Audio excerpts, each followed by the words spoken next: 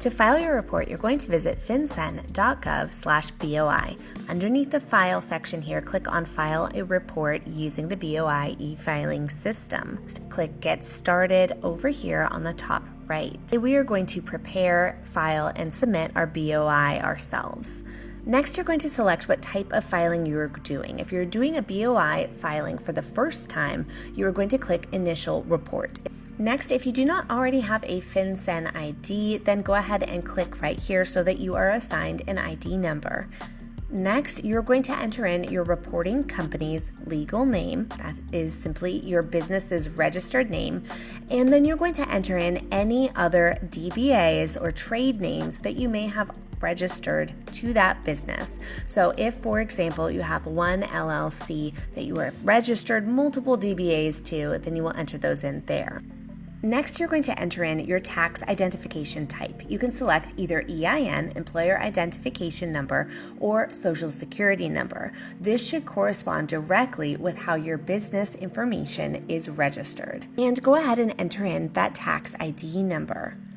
Next, enter in the country in which your business was formed. And then the address, city, country, state, and zip for the business.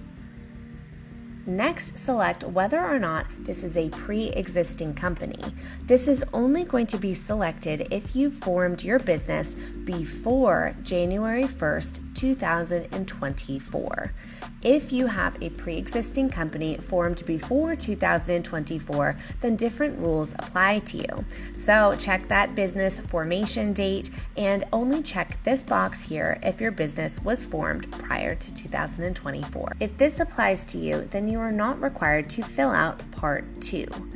The instructions here instruct you to skip down to Part 3. Next, you're going to enter in your owner's legal name and date of birth. Next, you're going to enter in the owner's current address, and then enter in the address, city, country, state, and zip. Next, you're going to be required to select a form of identification. Once you have entered in the identification information, then you are going to go ahead and upload a photo of the document. Once this is completed, enter in the email address, first name and last name, and complete the certification. Once your submission has been processed, then you will receive a submission status confirmation. You want to make sure that you download this transcript as it is your receipt.